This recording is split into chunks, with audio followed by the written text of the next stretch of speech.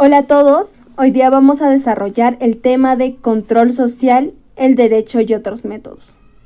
¿Qué entendemos por control social? Pues se entiende que es aquella influencia que se da a los componentes de un grupo social, es decir, a las personas, mediante modelos de comportamiento. Esta influencia se usa o se puede usar la fuerza, la presión, con la finalidad de mantener el orden social. Es a través del control social que se evitan las sublevaciones, las resistencias. Hay muchos medios de control social, pueden ser normas sociales, las mismas instituciones o la religión, pero la que aquí nos interesa es el derecho como medio de control social. Pero partiendo de esto, el control social se divide o tiene dos campos, que es el organizado y el inorganizado. El segundo, es decir, el inorganizado, es un control anónimo, es difuso. No podemos señalar a alguien o algo en específico. Es por eso que es la misma sociedad, es la misma gente quien le da las consecuencias a una persona que omite o hace algo. Se da un control por el simplemente hecho de que hay otras personas a tu alrededor y tienes que limitarte a hacer ciertas cosas o actuar de una u otra manera. Es decir, se da un control de manera horizontal.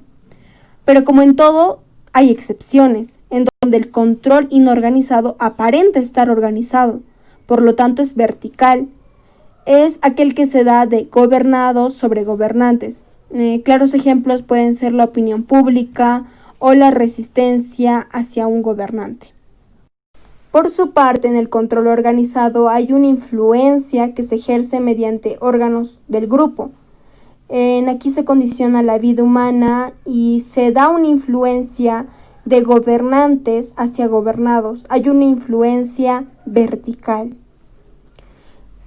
Métodos de control social organizado. Hay uno que es indirecto y hay otro que es el directo. En el indirecto se da una coacción disimulada y aquí viene a detallar la manipulación. En el directo se manifiestan la persuasión, la sugestión y la coacción. Debemos y es necesario distinguir estos tres términos. Mientras que la persuasión y la sugestión influyen a alguien sobre su manera de pensar o actuar y la llevan a actuar de una u otra manera, en la coacción se impone utilizando la fuerza para que alguien actúe de esta u otra manera, en contra de su voluntad. La coacción, por su parte, es cuando se condiciona la vida de las personas y se les aplica fuerza física o moral y se les pone efectos penosos. Con esta acción se motiva ciertos comportamientos o se sitúa a las personas en un modo pasivo. La coacción se manifiesta mediante una coacción política, en donde se permite la represión militar ante la separación de un pueblo. O también podría ser una coacción sancionatoria, en donde se da cuando o se fijan pautas cuando se incumplan ciertos mandamientos o ciertas reglas, con el fin de prevenir quebrantamientos futuros. Esto es legal. La coacción también puede ser una coacción imperativa, en donde se imparten mandatos y se comunica pautas de comportamiento de conducta o el modo de actuar para evitar ciertas consecuencias. Podrían ser las leyes, cuando te dicen que tienes la obligación de pasar alimentos a tus hijos o si no tienes tal o tal consecuencia. Y hablamos de una coacción organizativa cuando existen personas a quienes se les da la capacidad de dar mandatos, entonces las otras personas la obedecen. Por ejemplo, podría darse con el presidente, en donde las personas obedecen su voluntad, pues se le dio esa capacidad mediante las elecciones. ¿Cómo sabemos si es coacción? Existen dos formas. Una que es la ponderable, en la cual sí se puede calcular, sí se puede predecir, por ejemplo, el sufrir una condena por el incumplimiento de una ley. Por ejemplo, el privar de la vida a alguien tiene como consecuencia en la privación de la libertad. Aunque esta no sea de modo automático, pues cambian de acuerdo a muchos factores, de acuerdo si lo hiciste en defensa propia o lo hiciste con dolo, etc. Pero se tiene y se puede predecir. Es una obligación por ley. Y otra que es la coacción expeditiva, en la cual no se puede predecir, no se puede ver llegar, puesto que esta coacción expeditiva es intrínseca de la convivencia social. Está en la misma sociedad. Por ejemplo, cuando hay un abuso de poder, hay una extorsión de un gobernante, no se sabe ni cuándo, ni cómo, ni por qué. Como podemos ver, se puede decir que el concepto de derecho estatal se corresponde con el control social coactivo, organizado y ponderable. Aunque las disposiciones jurídicas de la Constitución del derecho no sean jurídicas y solo sean propagandísticas, es decir, políticas, estas tienen carácter de coacción, puesto que producen efectos de persuasión y a veces de sugestión.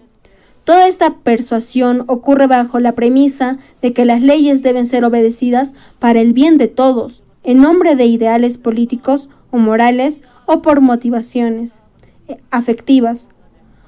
Aunque se vea claramente que se hace en base de intereses personales o de pequeños grupos sociales como las empresas, estas tienen carácter coercitivo, puesto que imponen a las personas su cumplimiento. Se tiene que tener en cuenta que en la coacción indirecta también se pueden utilizar vías jurídicas. Por ejemplo, en un control manipulatorio, cuando se sube el precio de ciertos productos para disminuir su consumo o su elaboración. Claro ejemplo es en el Perú cuando se subió los impuestos a las bebidas alcohólicas. En la coacción sancionatoria puede haber una mezcla entre control jurídico y no jurídico. Por ejemplo, cuando se llama al juez a conciliar para acelerar el proceso, o cuando se persuade a una persona a confesar, aunque no se tiene en cuenta la fuerte presión de esta persona.